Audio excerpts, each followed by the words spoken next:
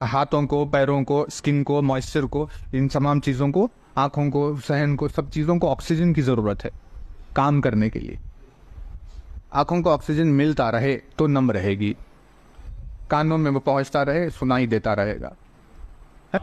मौला ने फरमाया तुम्हें अपनी ग़िज़ा कम रखनी चाहिए।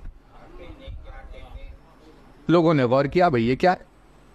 गौर किया तो उन्हें पता चला कि अगर खाना ज़्यादा हो जाए पेट में तो उस खाने को हजम करने में ऑक्सीजन ज़्यादा लग जाता है, जिसकी वजह से जब खून दिमाग तक पहुंचता है तो ऑक्सीजन की कमी की वजह से असल को समझ में नहीं आता, नहीं तवज्जो नहीं कर।